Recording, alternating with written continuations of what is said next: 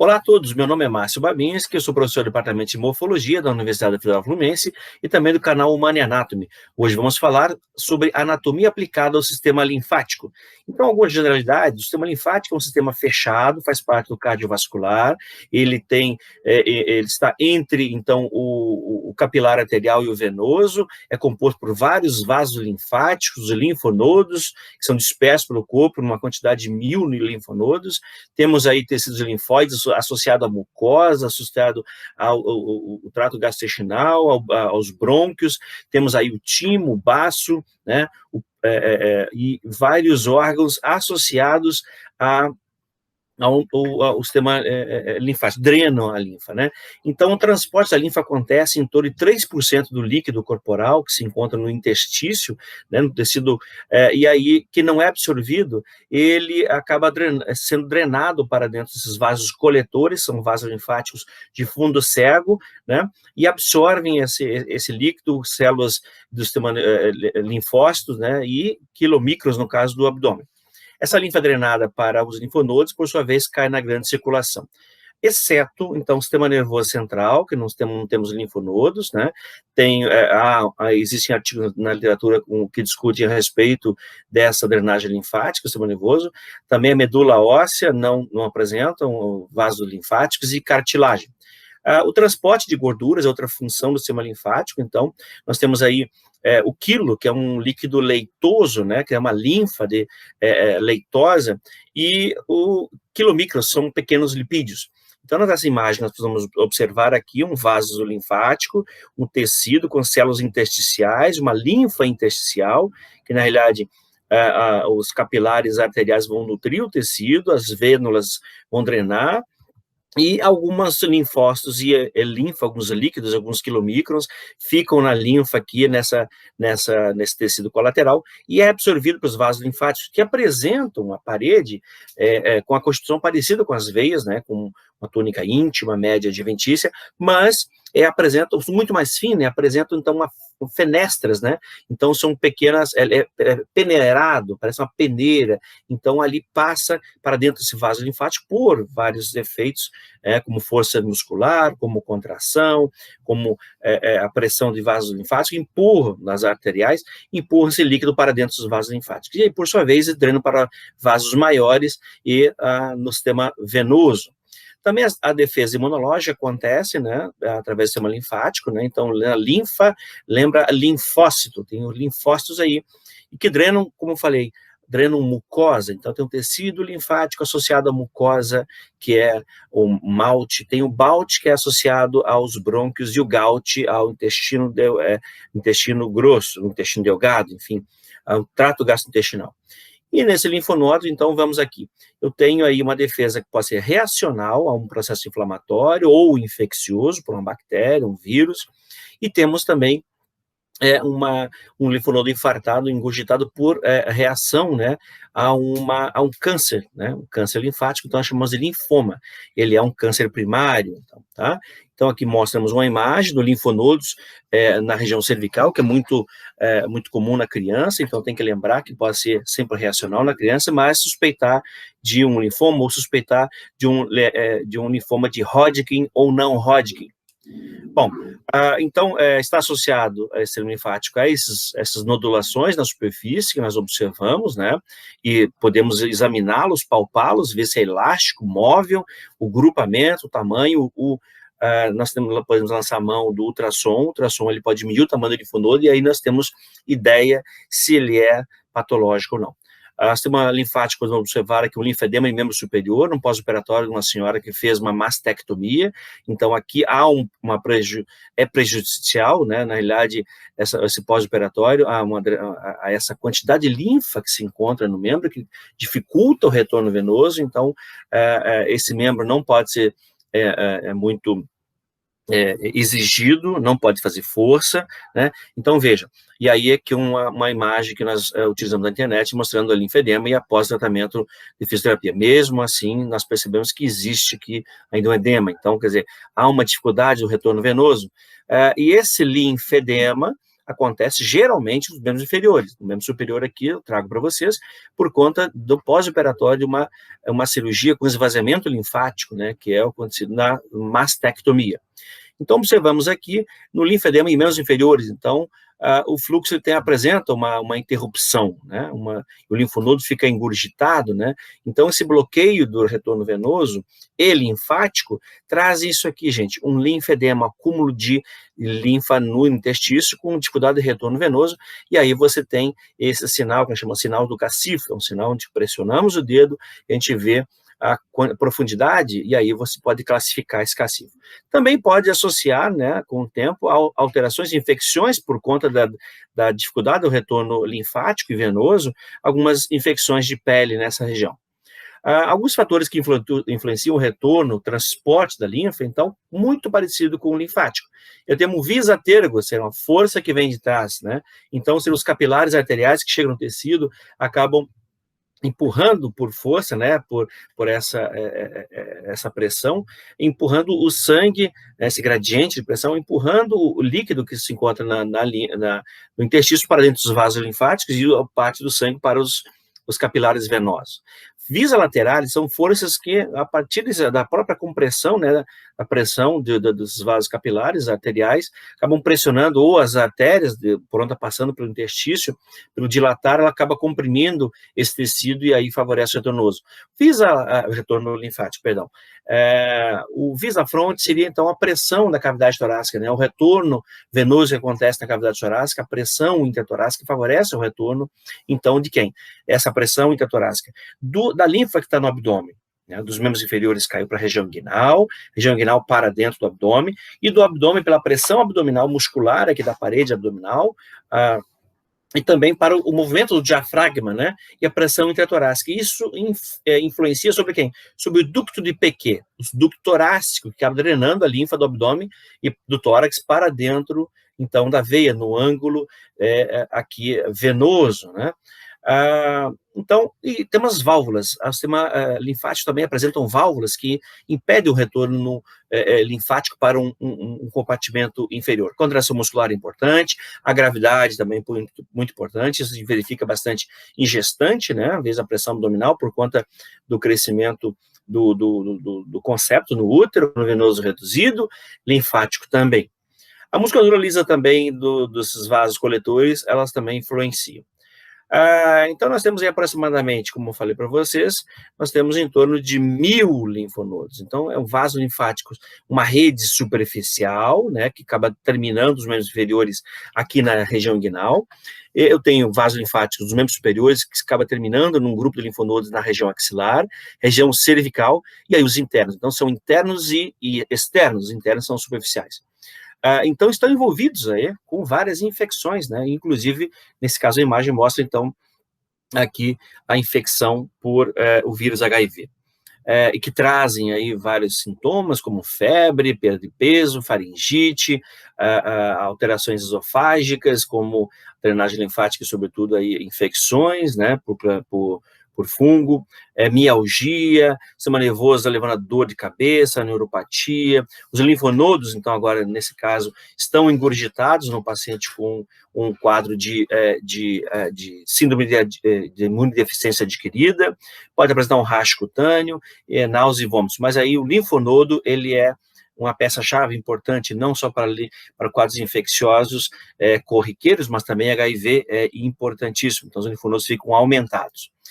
O sistema linfático, então, ele é composto, gente, de uma rede de capilares, vasos coletores estão no interstício, linfonodos, são esses nódulos linfáticos, né, as tonsilas que se encontram na cavidade aqui bucofaríngea, né, que são as famosas amígdalas e outras aí, como na região faríngea. Então, as tonsilas, os tecidos linfóides, né, distribuídos no corpo, como o malte, galte, balte, o baço e o timo.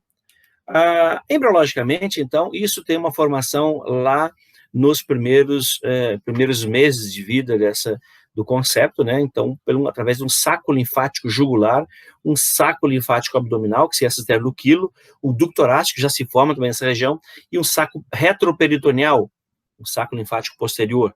Então, vejam, são mais ou menos 7, né? Então, esses centros aqui linfáticos, que já desde a fase embrionária, né, fetal, aí se desenvolve, principalmente na fetal, desenvolvem e formando, então, asteroquilo, ducto torácico, ok? Bom, existe uma classificação, né, um desenho esquemático delineado muito bem pelo professor Aderbal Sabra, então uma classificação, um grande imunoalergista, e aí demonstra para a gente a relação, então, do sangue com o linfático. Aqui esses tubos clarinhos estão mais superficiais, representando o sistema linfático, né? Então, desde a glândula mamária, aqui é uma região que mantém relação. Eu tenho várias outras regiões, como o sistema nervoso aqui, sistema nervoso, que ele chama de SALT, né, o tecido linfóide associado ao sistema nervoso. Eu tenho o BALT, que é associado à cavidade nasofaringe e brônquios. Eu vou encontrar uma outra região aqui, é o GALT, associado ao intestino delgado, intestino grosso, né, e a pele. Então, veja, a linfa da pele, ela acaba drenando para essa região, da superfície dos linfonodos e vai para o sistema, para a veia, sistema venoso, né?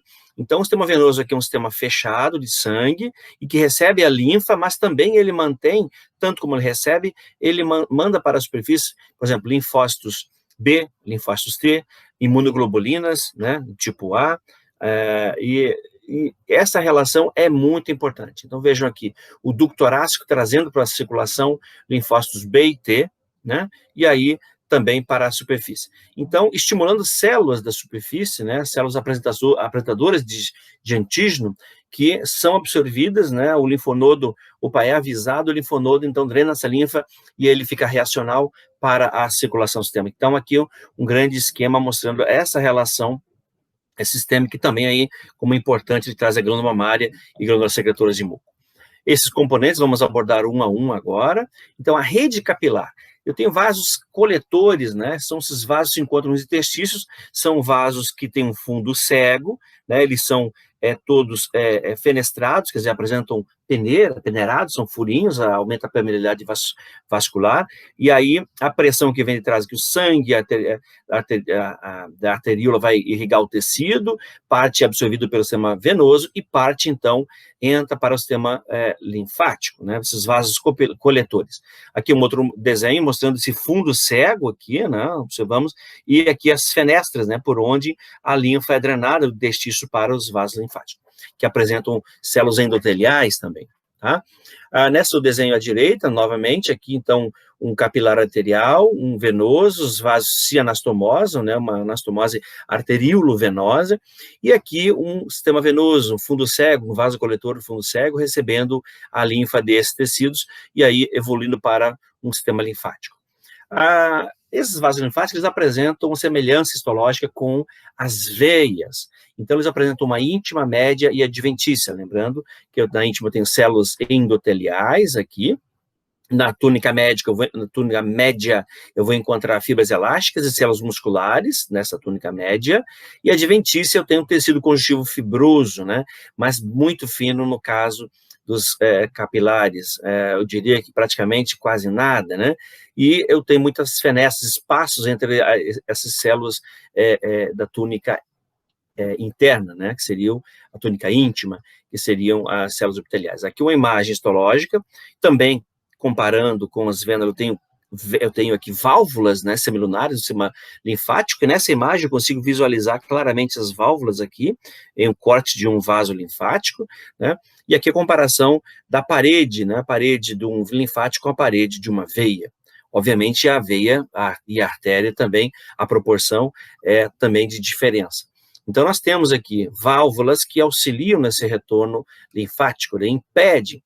Então, o sistema linfático, essa rede capilar, se encontra entre essa rede capilar aqui nos diversos tecidos.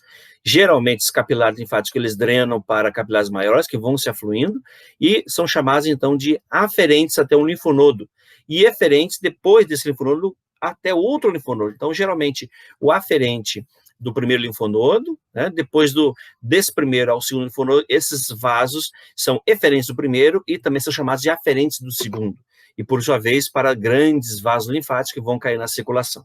Então são diversos aqui, é uma rede capilar gigante na superfície e profunda do corpo, Esse linfonodo, então, é uma estrutura nodular, ele tem o tamanho mais ou menos de um grão de feijão, de uma lentilha, se organizam dispersos pelo corpo em mais ou menos 1000 linfonodos pelo corpo, né, recebem a linfa por numerosos vasos aferentes, como eu falei anteriormente, mas enviam a linfa para outro linfonodo ou para uma rede por poucos vasos eferentes. Então, aferente chega ao linfonodo, eferente sai do linfonodo, quando chega um novo linfonodo, é aferente novamente. Então, essa estrutura tem o formato de um feijão, de uma lentilha, mede mais ou menos de 5 a 20 milímetros. Aqui a imagem, podemos visualizar isso por uma ultrassom, né? Então, esse linfonodo, ele pode se apresentar desse formato alongado ou arredondado, são examinados pelo ultrassom. Então, veja, ele pode ter um formato alongado ou arredondado, né? Variando entre 5 a 20 milímetros. E aí, como é que a gente mede isso? Pelo ultrassom, né, pelo eixo, né, do comprimento dele, então, e o menor diâmetro é de 0,7, né, e quando eu tenho aqui, geralmente, o maior eixo, o menor eixo, e aí você tem aqui o menor eixo 0,4, então ele está menor que 0,7. Então, esse diâmetro aqui, esse eixo aqui é mais importante, e aí nós verificamos que tem 0,7, né, igual ou menor que 0,7. 0,4, então, é aqui um linfonodo do tamanho normal, né? Aqui, quando ele é patológico, então vejo o diâmetro aqui, ele está mais arredondado. Isso não quer dizer que o fato de alguns serem circulares, que esse aqui, então, seja patológico. O importante é medir esse linfonodo por ultrassom. E aí eu vejo um diâmetro aqui transverso maior, né? Então, tenho aqui, ó, 2 por 2, e aqui eu tenho 1,9 centímetros. Eu falei para vocês que é igual ou menor que 0,7 centímetros. Então, se 1,9 está bem maior, e esse é um linfonodo engurgitado, precisamos saber se esse linfonodo, né, com a causa, né, associar com a clínica e verificar se tem associação, investigar com uma causa reacional ou infecciosa ou, no caso, um linfoma. Esse linfonodo, então, ele apresenta uma estrutura nodular, como falei para vocês, uma cápsula fibrosa que envolve, né, e se projeta internamente, criando trabéculas e criando septos aqui nessa região. E, vejam, eu tenho os vasos linfáticos que são chamados de aferentes, são numerosos, e eles trazem a linfa para essa região do linfonodo. Então, apresentam aqui as válvulas, como eu mostrei anteriormente. Essa válvula impede que o sangue, que a linfa que chegou nessa região, ela retorne para um segmento anterior do linfonodo. Chegou no linfonodo aqui, tem uma grande quantidade, então, de vasos linfáticos e, sobretudo, linfócitos nessa região. E essa região eu também encontro macrófagos, né? Então, é o folículo linfóide, uma região interna que tem um folículo linfóide, né? E macrófagos. Eu tenho vasos linfáticos eferentes, que são que saem dessa região medular do linfonodo. Então, os aferentes penetram lá, em várias áreas do linfonodo, numa região, então, que ele apresenta uma chanfradura aqui, ele apresenta, então, fosse um hilo, né, poucos vasos linfáticos eferentes, enviando a linfa para uma outra região, tá? Então, esse linfonodo, ele está disperso em várias partes do corpo, e aqui eu mostro para vocês um esquema, né, mostrando na superfície, digamos, na epiderme, eu tenho uma célula de Langerhans, e essa célula acaba estimulando, ela migratória, né, ela acaba estimulando os vasos linfáticos, chegando aqui, e aí ela estimulando a célula dendrítica, né, interdigitada para córtex.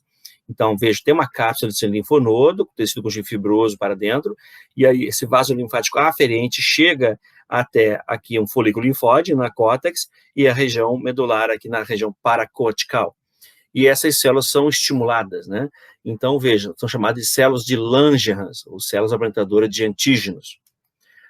Esse linfonodo no outro esquema, mostrando que também ele apresenta uma arteríola e uma vênula para nutrir esse parênquima, né? Então, tem uma artéria e uma vênula chegando em cada região dos linfonodos, fazendo um sistema fechado aqui colateral também dentro do linfonodo, nutrindo esses septos, né? E essa região de tecido linfóide, onde encontra um centro geminativo no seu interior, com folículo linfóide secundário. Notem vocês, então, aqui que eu tenho já agora, nessa mesma região de medula, essa região de hilo, eu vou encontrar, então, um vaso linfático eferente. Nessa imagem, nós observamos, então, um linfonodo, esse linfonodo aqui, então, dissecado, né, macroscopicamente, nós podemos observar alguns vasos linfáticos chegando até ele. Não posso definir aqui se é um vaso aferente ou eferente, né, anatomicamente não temos como, na histologia, sim. Então, aqui nós visualizamos, vejam, ele alongado, né, e os vasos linfáticos, uma veia ao redor foi afastada, está sobre a musculatura aqui. Nessa outra imagem à direita, nós conseguimos observar os vasos linfáticos aferentes, número 1, chegando a um linfonodo, vários outros, né? Um linfonodo axilar, um grupamento de linfonodos axilares aqui.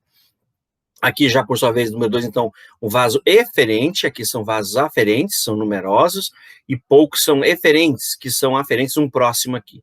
Veja que vão se organizando, e aí uma rede de capilares, agora vasos linfáticos um pouco mais robustos, maiores, que ainda recebem, que ainda drenam para um outro linfonodo nessa região aqui subclávia. Alguns linfonodos também de superfície nessa região. Eles se organizam, então, gente, em várias regiões do corpo, em grupamentos, né?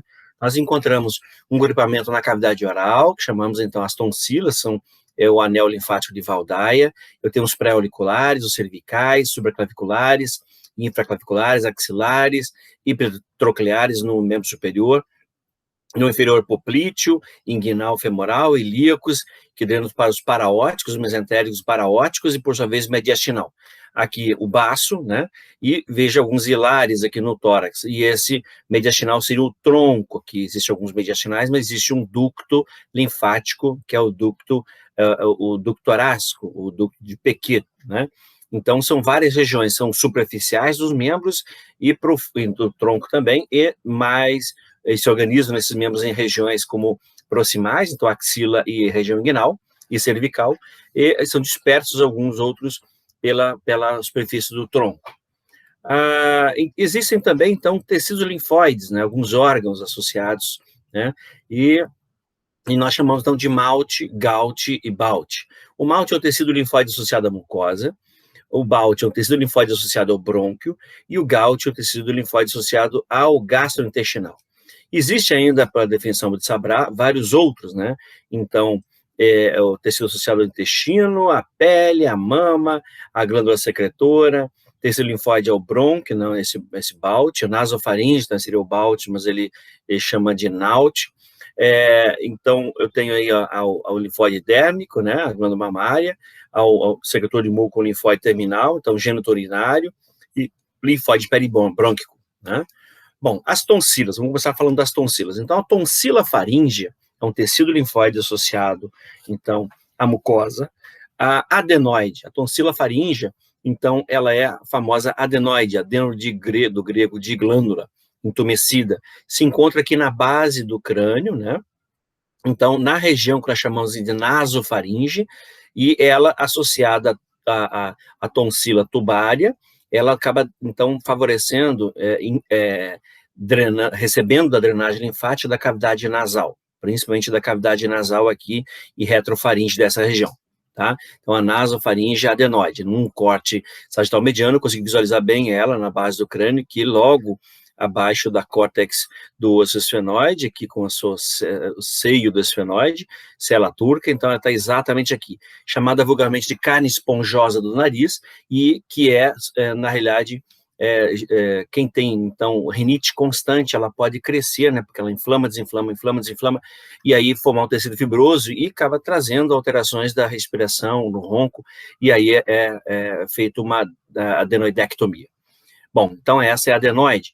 A tonsila tubária, ou também chamada tonsila de Eustáquio, na realidade ela se encontra na cavidade, então, faringe, a mesma coisa, e é importante citar que ela recebe a linfa, então, também dessa retrofaringe, mas também da tuba auditiva, ou também chamada de trompa de Eustáquio, quer dizer, a linfa da cavidade auditiva, da orelha interna, né?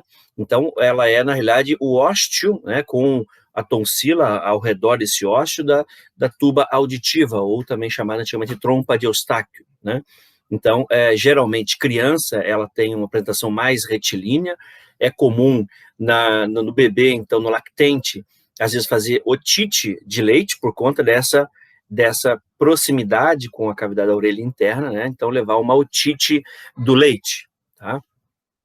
Nessa imagem mostramos claramente, aqui então, vejam, eu tenho a orelha interna, a trompa de Eustáquio, a trompa, na realidade, a tuba auditiva, e ela vem terminar exatamente nesse ósteo aqui, na retrofaringe.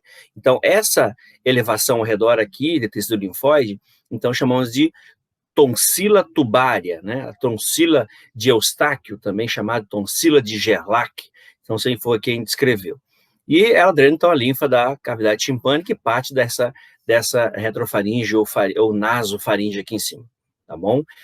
Recentemente tem um artigo publicado descrevendo que ela apresenta algumas células também, que são células secretoras de muco, né? Então, um artigo bem recente, e há uma discussão sobre essa nova célula. Então, na realidade, essa nova função da tonsila tubária.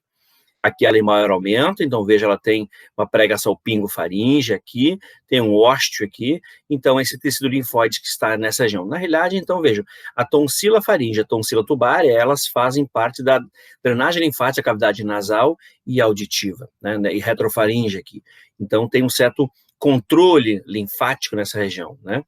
A tonsila palatina são as famosas amígdalas, não se utiliza mais esse termo médico, é consagrado, mas utiliza, porque a amígdala lembra do grego o formato de uma amêndoa, né? Talvez até pareça, mas a amígdala aí pode confundir com a amígdala cerebral. Portanto, o termo mais correto são tonsilas, a tonsila palatina. Elas ficam nessa região aqui, ladeadas por lá no final da cavidade bucal, né, perto do istmo das fauces. Eu tenho, então, ela ladeada por uma musculatura aqui e outra aqui, que é envolta por mucosa, que nós chamamos de prega, uma prega que é daqui da língua, né, então, da língua até o palato, né, e outra prega do palato até a faringe. Então, ela fica aprisionada, que essa tonsila faríngea, né. Então, vejam, elas estão ladeadas aqui, uma de cada lado, e elas acabam drenando, então, toda a linfa da cavidade bucal. E uma outra linfa que fica ao redor, né, que é a tonsila lingual. Mas aqui uma imagem mostrando um centro germinativo de um tecido linfóide dessa tonsila humana, né, como é muito bonito aqui o centro germinativo em vermelho, né, ao redor, então, células do tipo B virgens, né, o CD38, né, células B, CD38, e aí essas em verde aqui, células GD, que são em verde, tá? Então, vejam, aqui esse centro germinativo dentro do tecido linfóide da tonsila palatina. E elas se encontram aqui lateralmente. Se abrir a boca, então, eu vou encontrar uma prega anterior, né?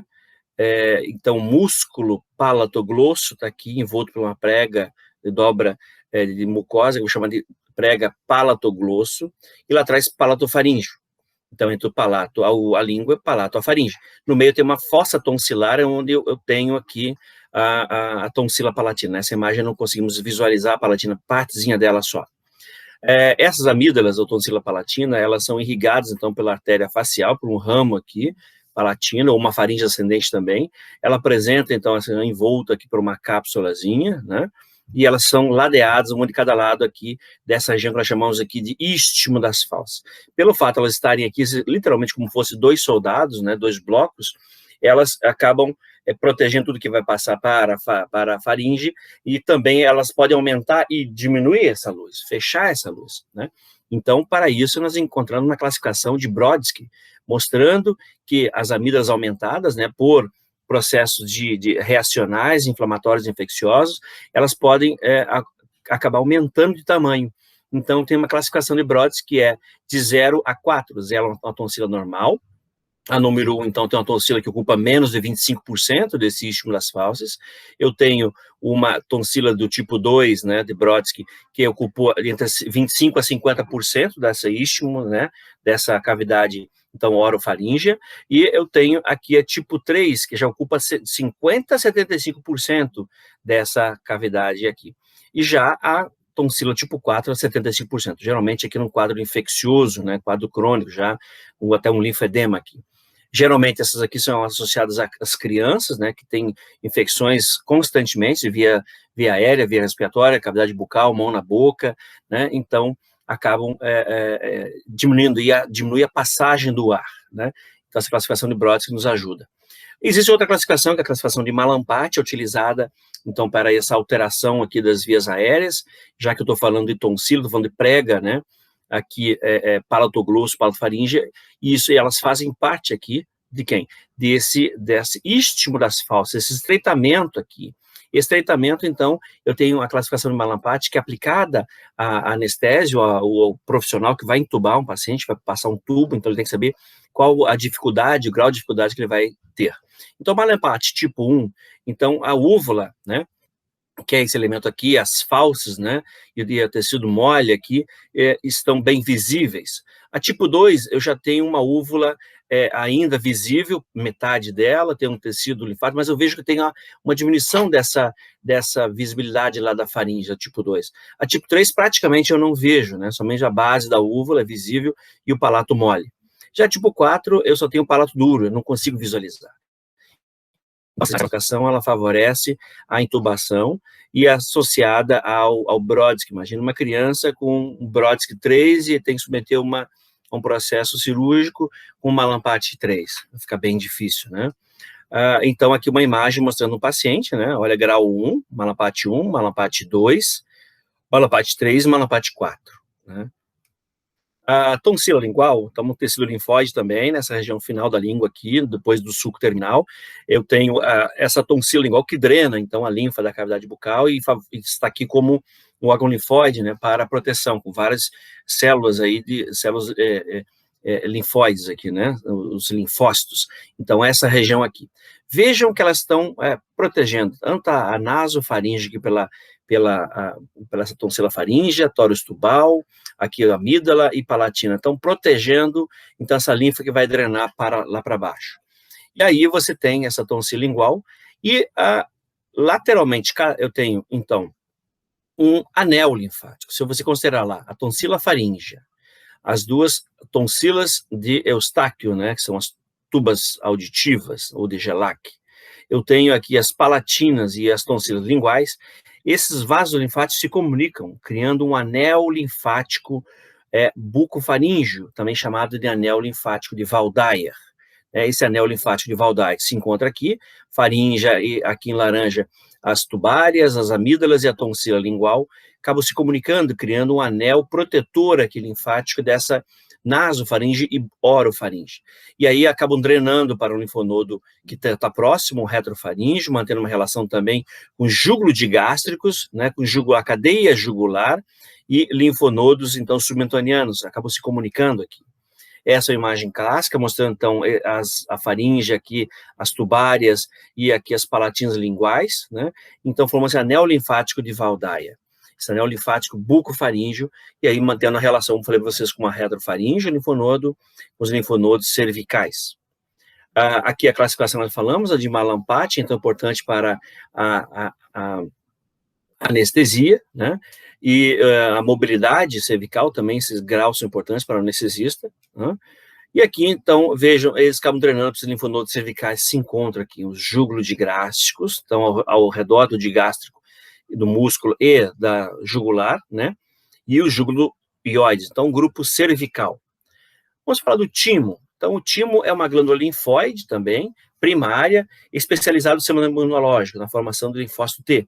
Nas crianças, ela é de cor cinza rosado, né, flácido, lobulado, grande, né, e em sua superfície.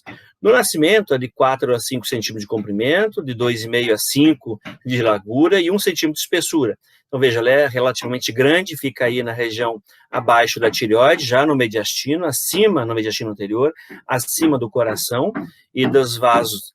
Aumenta de tamanho até a puberdade, em torno de 40 a 50 gramas, diminui, então, até a puberdade, e em torno de 40 a 50 gramas, e diminui por involução e alteração fisiológica, né, com o tempo.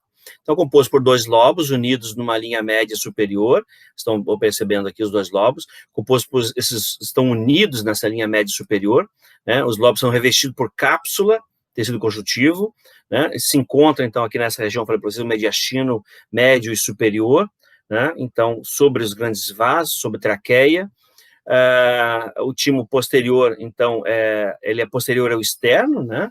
Repousa sobre o pedicárdio e é separado, então, do arco aórtico e de grandes vasos por uma fina camada de face de tecido conjuntivo, que seria a cápsula.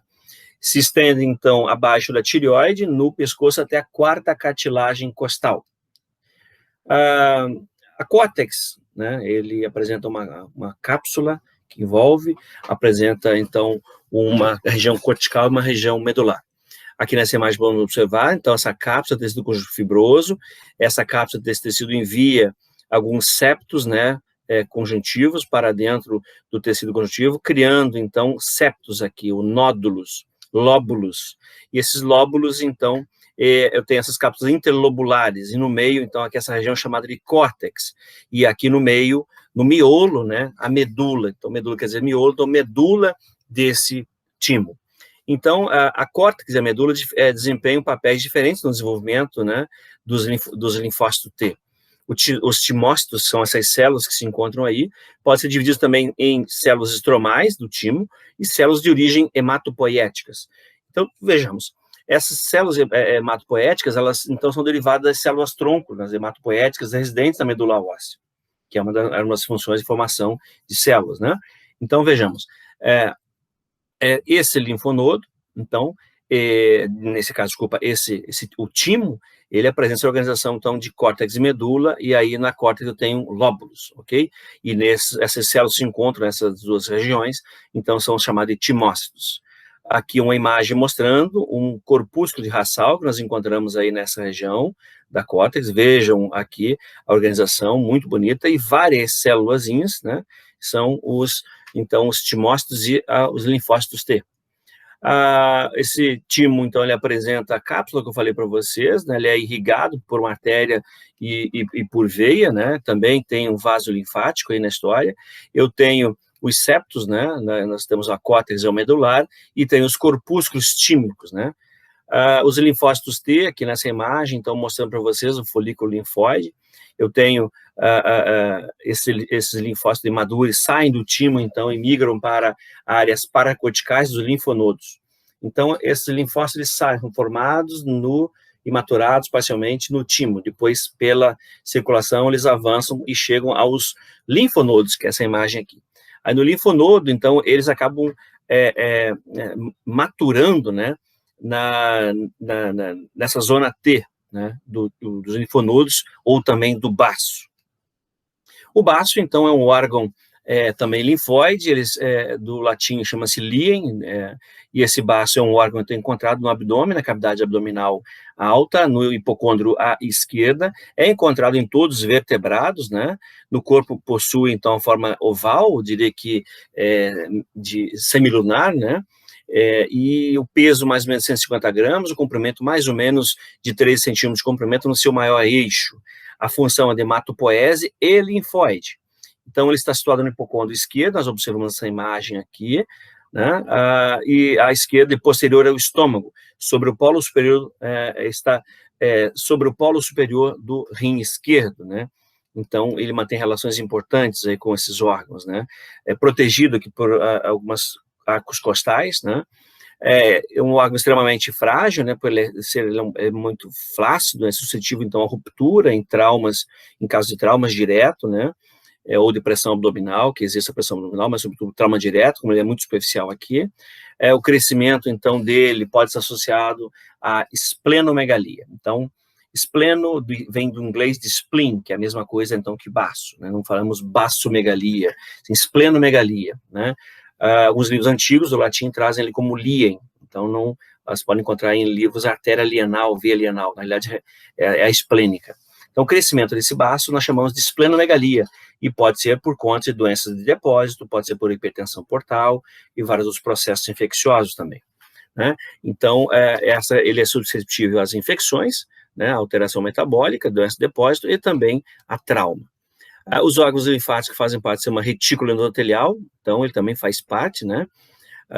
Ele é responsável então, pela hematopoese, então a produção celular é muito mais evidenciada isso em criança, e a hemocaterese no adulto, então é a a destruição de hemácias. Geralmente a hemácia, ela sobrevive, ela tem uma vida média de 120 dias, então as hemácias senescentes que passam desses 120 dias, ou estão aí ou a mais, elas são quebradas, né? Então chamamos de hemocaterese, acontece no baço.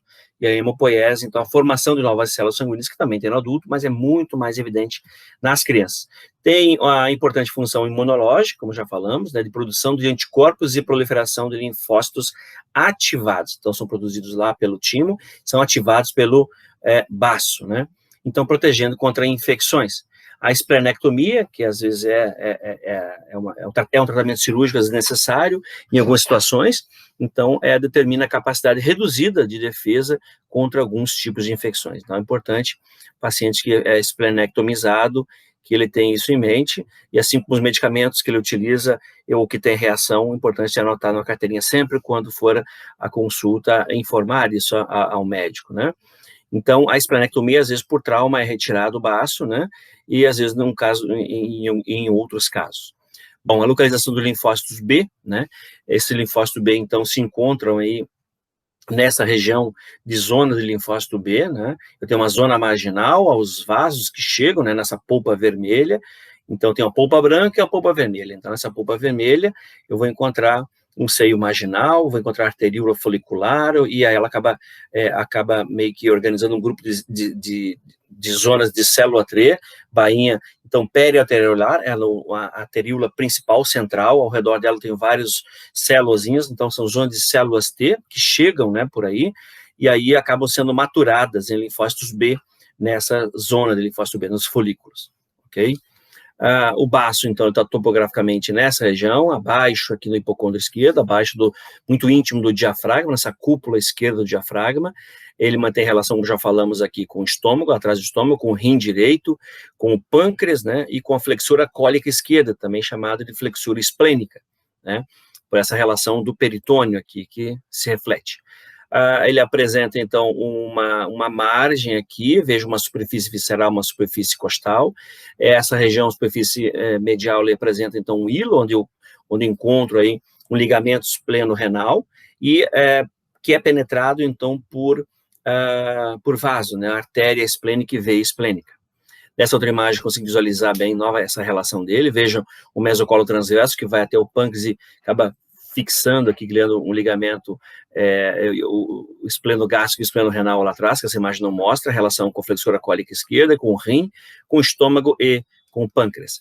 Aqui na sua morfologia, então, vejamos, tem uma face diafragmática, né, o costal, onde tem, ele tem esse formato de meia-lua, tem uma margem inferior e uma margem superior que apresenta mais reentrâncias, né, um polo posterior e um polo anterior.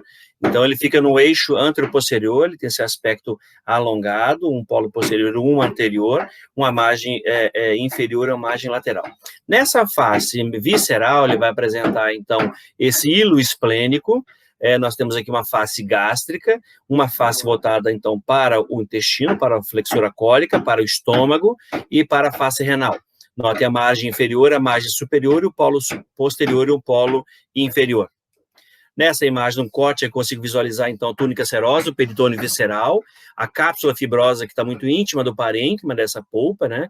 As trabéculas esplênicas de tecido conjuntivo, né? As artérias e veia esplênica, no hilo esplênico, né? E aqui a drenagem linfática do baço, vejam, ele é um órgão linfóide, mas também tem uma relação linfática com os linfonodos esplênicos, também chamados linfonodos lienais, que mantém relação com os gastromentais esquerdos e com o grupamento desses pancreáticos aqui superiores também, e aqui o gastromental esquerdo. A esplenomegalia, então, como falei para vocês, consiste, então, no aumento do volume do baço, normalmente ele pesa em torno de 150 gramas, e tem até 13 centímetros de comprimento, tem seu maior eixo. A esplenomegalia aumenta muito esses valores morfométricos, né, e é causada por diversos motivos. Então, existe no exame físico, o exame do baço, que nós chamamos de percussão, no espaço semilunar de Traub. Traub foi um indivíduo que descreveu essa região, então o espaço de Traub ele está aqui delineado, vejo pela sexta costela, superiormente, eu tenho uma margem anterior da borda aqui do hipocôndrio, né, e eu tenho uma outra costal, então sexta costela, margem costal e aqui o rebordo. Então, essa região aqui que nós delimitamos é chamada espaço de Traub. E aí, o fígado, esse espaço, ele deve ser timpânico na percussão. Vamos percutir, porque o estômago está à frente do baço. Então, se eu tenho algo que tem um som timpânico, eu tenho ar dentro, no caso, o estômago. E se tiver sólido, maciço, eu tenho um aumento do baço. Logicamente, tem que considerar se o indivíduo, antes do exame, almoçou, se está com o estômago cheio. Mas, então, geralmente, esse baço está aumentado, né? Existe outro teste para você definir. Então, o espaço de Traub positivo seria um espaço de Traub que eu apresento, então, ele maciço ou maciço, porque o baço está aumentado. Então, existe um ponto de Castel, né, que diferencia. Veja, aqui uma percussão esplênica negativa, então, veja, eu vou percutir nessa região do hipocôndrio, mas seria mais na margem lateral desse hipocôndrio esquerdo, né, e nas costelas, a margem lateral do espaço de Traub, e na linha axilar. Para ser uma linha axilar, o baço geralmente está um pouco abaixo, está na linha axilar média. Se ele se encontrar na linha axilar anterior, né, eu tenho aqui, ó, percussão no espaço lateral maciço, eu venho no ponto de Castel e percuto também é maciço, eu tenho, então, um baço aumentado. Então, temos aí esse ponto de Castel. Alguns livros falam como Castelli, ponto de Castel. Tá? Então, o espaço de Traub é importante para investigar a esplenomegalia e o ponto de Castel também. A drenagem linfática, então, falamos do timo e falamos do baço, né, das tonsilas. Vamos agora aos membros superiores e inferiores, são os linfonodos superficiais, depois a gente aborda o abdômen. Então, a drenagem linfática da superfície, então, são diversos, milhares, eu diria, vasos linfáticos, coletores da superfície, que drenam, se comunicam através das fáscias, né, e para os vasos linfáticos que atravessam para o dorso da mão. Esse grupo de linfáticos, então, vem para essa região aqui do antebraço. Alguns linfonodos dispersos são encontrados aqui na região cubital, assim como o homólogo na fossa poplítea, podemos encontrar. E essa linfa todinha drena através aqui da superfície para os linfonodos axilares, né? Então, essa cadeia linfática de linfonodos recebe a linfa dos membros superiores de cada lado. Lembrando que alguns linfonodos podem se encontrar também nessa face deltopeitoral, acompanhando a veia cefálica. Então, aqui um deles é o deltopeitoral. Vejam, aqui é uma organização. Eu tenho, então, a drenagem do membro superior, né, como um todo para a região axilar, a região peitoral também, e a região do abdômen alto para a região axilar, né. Do lado esquerdo também, então, e também da região cervical, que não mostramos, essa imagem não mostra, que aqui está sendo evidenciado. Então, a região da cabeça, cabeça e face para essa região cervical, e aí, por sua vez, para os linfonodos dessa região cervical. Então, tem um grupamento cervical aqui, superficial, como estamos falando de membros, os membros superiores vêm para a região axilar, região de abdômen alto e região clave-peitoral também vem para a axila. Né? Então, a drenagem para essa região aqui. Geralmente, essas setas indicam o sentido de uma drenagem linfática que os profissionais fazem, os profissionais de fisioterapia. Né? Então, aqui, membros superiores. Nesses membros superiores, olha aqui, os linfonodos, né, que são os axilares, eles também recebem a drenagem linfática, como eu falei, da região peitoral da mama. Então, eu tenho aí a drenagem linfática da mama, que acontece, então, em 70% para os linfonodos dessa região axilar, né? Então, ou através dos linfonodos peitorais, transpeitorais. Parte da linfa drenada para os linfonodos paraesternais ou para a mama contralateral e ainda para a região epigástrica. Então, vejam, agora 70% ela vem para esses linfonodos. Portanto, então, se eu dividir a mama aqui em quadrantes, o quadrante superior lateral, superolateral, ele drena quase que toda a linfa para a região da axila. Por isso, no início da aula, nós falamos sobre câncer de mama, onde é feita uma mastectomia. Se é feita a mastectomia e feito uma evacuação aqui, retirada desses linfonodos, então imagina a linfa aqui vai ser bem dificultada para drenar. Então, por isso, a linfadenia no membro, a linfadenopatia no membro que foi ipsilateral à mama retirada, né? Então, aqui o desenho maravilhoso do Machado, mostrando essa origem, essa drenagem linfática.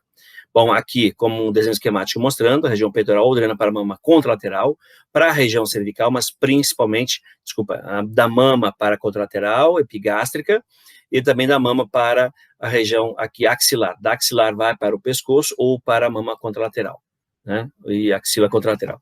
Aqui o dorso, geralmente, então, é a região alta para a axila, né? Do ombro e a axila, e a região baixa do dorso para a axila e para o abdômen. Os linfonodos axilares estão aqui demonstrados, né? Então, as causas de alterações do linfonodos, quais são elas? Nesse caso, as axilares. Infecções inespecíficas do membro superior, desde uma unha encravada, né? Infecções inespecíficas da parede torácica, das mamas, paredes abdominal e também tumor de mama, né? Brucelose, tuberculose por inoculação, tularemia, esporotricose. Então, os linfonodos ficam aumentados. A causa de alterações desses linfonodos, então, metástases de neoplasias malignas de mama, de pele drenada por esses linfonodos, e linfoma, né? O linfoma, a doença de Hodgkin e o linfoma não Hodgkin. Então, vejamos, aqui um grupamento que está escurecido, né? Vejo que em crianças eles são róseos, e aqui no cadáver fica mais enegrecido, um grupamento axilar aqui.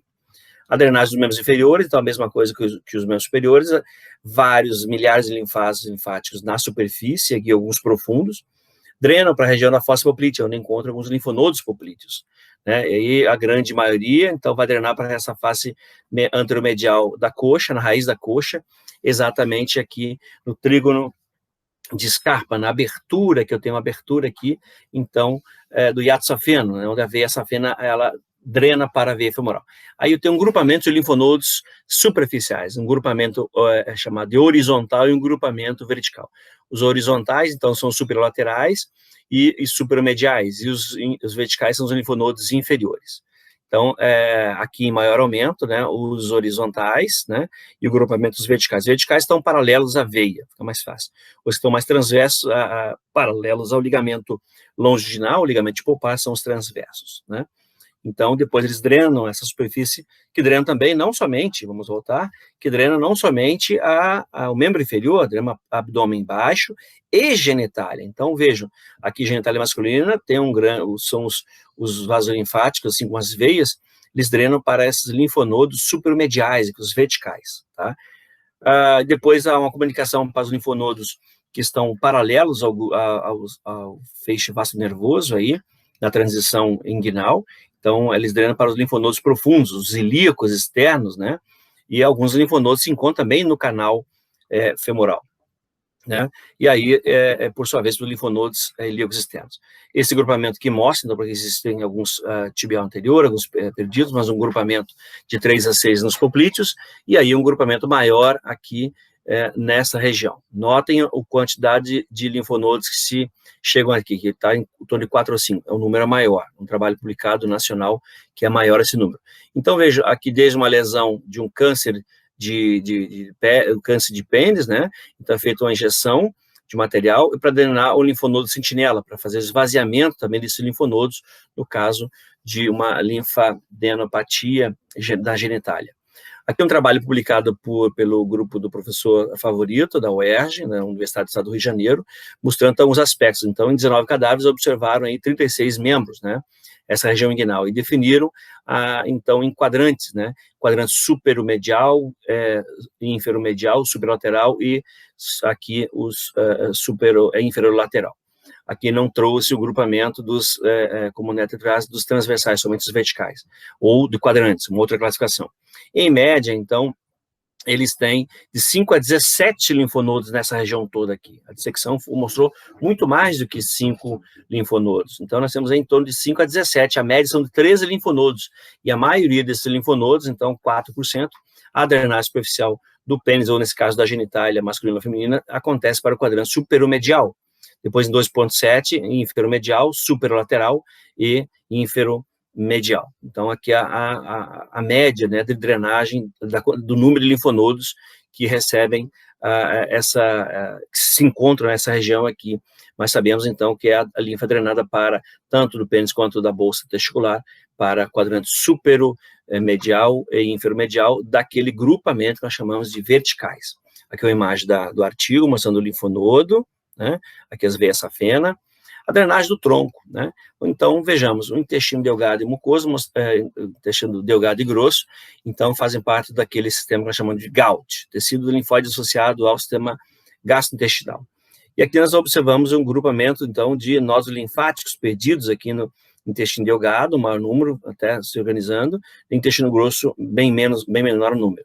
Então, vejam aqui para mostrar a vocês, então, a mucosa, como tem o vaso linfático, né, ou chamado aquilífero, que vai absorver, então, o quilo, que é essa células, os quilomicrons de gordura, né, e é absorvido, então, para o intestino delgado. Essa rede de linfáticos acaba para uma região, tanto da mucosa, para a submucosa, para um linfático maior aqui. Observem aqui essa mucosa, alguns nódulos linfáticos dispersos aqui no jejum, são poucos que no jejum, e aqui essa imagem mostra o esquema deles aqui. Agora, se organizando em algumas regiões, formando placas de Peyer. Notem essa região, já do íleo, então a porção final do intestino delgado, eu tenho os linfonodos perdidos aqui, né, e dispersos, e eu encontro um agrupamento em algumas regiões. Esse agrupamento nós chamamos de placa de Peyer. Placa de Peyer, então, são um agregado de linfonodos, essa região é muito importante, então, para a alergia alimentar. Então, o intestino grosso também apresenta o menor número, mas, sobretudo, chama atenção aqui para o apêndice.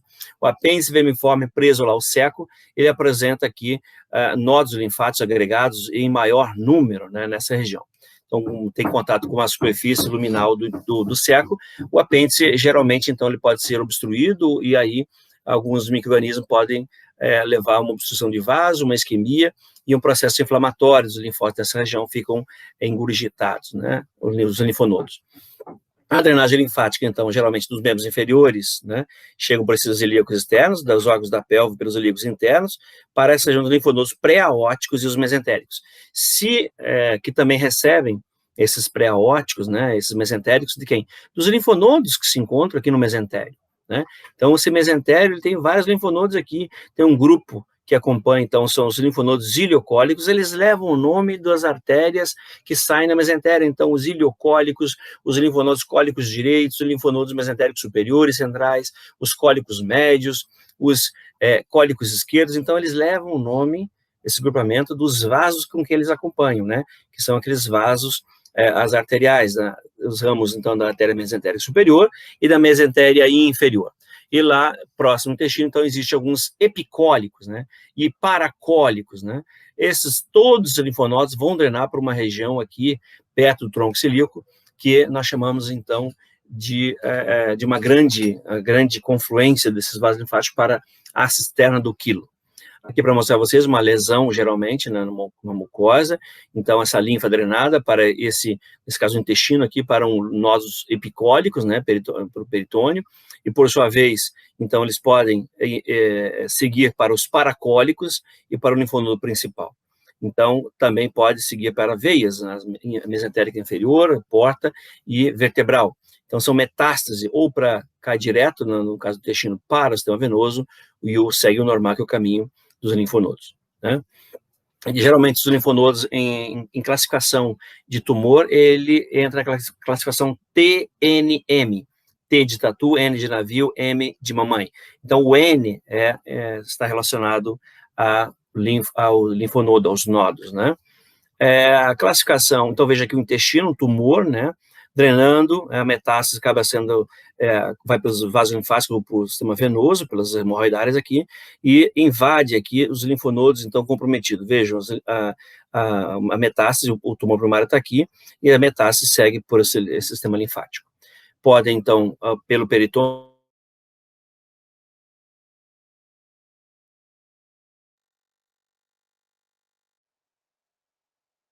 Vamos ao ducto torácico, o ducto de Pequet. Então, existe a cisterna do quilo, que é essa que eu falei para vocês, ela recebe uma grande receptáculo de vasos linfáticos de todo o abdômen, né? Então, drena para a cisterna do quilo. A cisterna do quilo é uma estrutura, então, um vaso linfático dilatado, encapsulado, que ela é formada a partir de 2 ou 3 vasos linfáticos lombares, a formam, e ela, por sua vez, dá origem, né, o ducto linfático, que é isso aqui, ducto linfático Pequet. Então, aqui é a cisterna do quilo de Pequet, e dá origem ao ducto torácico de Pequet. Então, a cisterna do quilo, ela se encontra aqui, ela é formada pela confluência, então, de troncos linfáticos lombares e intestinais, os intestinais aqui, os linfáticos, e aí dreno tudinho, a linfa para essa região. Então, o quilo com os quilomicrons, daí seguem pelo ducto torácico, e aí depende da pressão intertorácica para favorecer esse retorno, como comentamos inicialmente. Então, se serve do quilo de PQ, e aqui uma peça dissecada pelo anatômico, nós temos, então, a gente injetou uma solução, um látex amarelo, e aqui identificamos a cisterna do quilo de PQ. O ducto torácico de PQ, então, é ele aqui formado a partir da cisterna do quilo, né? Ele segue à frente do corpo das vértebras, cruza a hemiásico, acessória, e lá no tórax, lá na região do pescoço, ele avança para a região supraclavicular e drena para num ponto, no ângulo venoso. Esse ângulo venoso, né, esquerdo, eu chamo de ângulo de Pirogoff, eu não, a literatura. Ângulo de Pirogoff, então, recebe a linfa. Esse ducto é o maior ducto linfático do nosso corpo, né? Existe o ducto linfático direito, que drena para o ângulo de Pirogoff à direita. Ele é mediano, então, ao eixo do corpo, a origem da cisterna do quilo, percorre pelo tórax, né, e desemboca no ângulo venoso esquerdo, que é o ângulo de Pirogoff. Então, esse aqui, colorido aqui em verde, então, o ducto de PQ. E ele recebe vários vasos linfáticos também da parede intercostal, da parede costal, né, acompanhando os vasos intercostais. E aqui, então, temos uma organização que é importante saber. A cisterna do quilo, né, de PQ e o ducto de PQ drenam para onde? Ângulo de Pirogoff à esquerda, está aqui, né? Então, ou às vezes pode ser, tem uma variação, tem um colega que é especialista, o professor doutor Célio Fernandes, ele da Sociedade Brasileira de Anatomia, e a sua tese de doutorado foi sobre drenagem linfática, sobre essa angulação. Então, tem uma variação na tese dele que mostra claramente que pode estar na subclávia, pode estar aqui na jugular, ou às vezes bem no tronco, um pouco mais abaixo, mas geralmente, na maior percentual, está aqui, nesse ângulo formado por esses vasos. Do lado, então, vejam, membro superior esquerdo, né, tronco, abdômen, membros inferiores drenam para onde? Para os inguinais, que drenam para os ilíacos internos, né, para a cisterna do quilo. Tórax, também drenagem externa do ducto PQ. E aí, a região da face, cabeça e pescoço, à esquerda, junto com o membro superior, tronco, drena, então, para o ângulo de Pirogoff esquerdo. O ângulo de Pirogoff é à direita, somente o membro superior, né, direito, cabeça e pescoço, a região peitoral direita, para essa região, então, no ducto aqui linfático direito. Esse ducto linfático direito, esse é o ducto linfático torácico, ou ducto torácico, chamado de PQ. Então, vejo aqui os dois, né, o ducto torácico de PQ e o ducto linfático direito, os dois no ângulo de Pirogoff. Nessa outra imagem podemos observar, então, veja a linfa de praticamente todo o corpo, né, somente excetuando membro superior direito, região de peitoral direita, cabeça e pescoço direita, que vai para o ducto linfático direito. Caso contrário, toda a linfa vai para ducto linfático esquerdo. Isso é importante, porque vamos falar daqui a pouco, nessa relação com tumores da cavidade abdominal, né? Então, vamos falar aí de alguns tumores de importância. Às vezes, um nódulo linfático na região cervical esquerda, eu tenho que pensar no linfoma de Hodgkin, não Hodgkin, eu tenho que pensar no linfonodo relacionado a uma metástase do abdômen. Então, aqui o ângulo Pirogoff, mais uma vez, para chamar a atenção para vocês, através dessas veias, né, a união, na formação das veias braquicefálica esquerda e direita, é onde tem a drenagem dos ductos linfáticos. Aqui, então, vejo, adenopatia supraclavicular, então a metástase, como falei para vocês, o nódulo de Virchow, por muitos anos foi descrito como nódulo de Virchow, mas Trozier também descreveu. E aí, vejam aqui o nódulo aumentado nessa região, exatamente no ângulo de Pirogoff, bem mais aumentado, e tem um artigo que descreve, então, ele classificando como nódulo de Virchow-Trozier, para dar homenagem aos dois pesquisadores, dois patologistas, né? Então, vejam aqui, é exatamente nessa região, né? Então, imagina um linfonodo engurgitado aqui, né, nessa região, metástase, e é por conta da drenagem aqui desse abdômen e tórax. Então, eu tenho que investigar. Adenopatia de Virchow-Trozier. E aí, nesse ângulo que eu falei para vocês, o ângulo de Pirogoff. Aqui nessa outra imagem mostrando novamente isso. Um caso aqui, né, o Virchow-Trozier numa senhora, vejam esse nódulo aumentado, e aí a origem, né, desse tumor. Foi investigar, e o tumor é um tumor de pylori, né, aqui do estômago, olha a massa que se encontrava no estômago, né, foi retirada, a peça patológica, o examinato patológico, e mostrou que o tumor primário está aqui, e esse nódulo, então, é secundário, é uma metástase. Outro sinal importante é o nódulo de Sister Mary Joseph, né, o sinal de Irmã Maria José, era uma subintendente de enfermagem, né, freira, no hospital de Rochester, e ela descreve, então, a forma que ela observava em pacientes, uma forma de metástase para a região umbilical, onde a maioria dos casos, né, são neoplasias de adenocarcinoma metastático. E indica que 83% dos tumores são malignos. Viu esse sinalzinho aqui, sinal de Irmã Maria José, no umbigo, o coto umbilical, é um sinal em que a segurança de 80% ser tumor maligno, tá? Então, essas metástases afetam a região cutânea, então entre 1 a 9% dos casos, doenças malignas, 10% afetando a região umbilical. O nódulo Irmã Maria José, então, ele sugere uma ampla distribuição interna neoplásica, né, desde o abdômen, pelve, órgãos pélvicos também, os locais primários, né, desse sítio cancerígeno, ele vem do trato gastrointestinal em 52%, ginecológico em 28% e 29% dos casos, o sítio primário é desconhecido. Aqui um sinal de Irmã Maria José, veja no abdômen, né, olha o nódulo na superfície, através do coto umbilical, olha aqui num paciente, né, um nódulo acima. Então pode confundir nessa situação aqui, quando não tem a coloração clássica, pode confundir com uma hérnia umbilical, uma hérnia mediana, tem que tomar cuidado. Aqui um sinal característico, né, vejam, aqui os sinais mais violáceo com uma erosão, né, e esse grande. Então, um sinal de câncer é evidente, é patognomônico.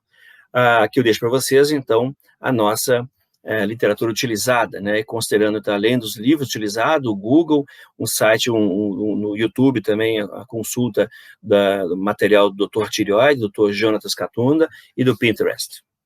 Obrigado a todos.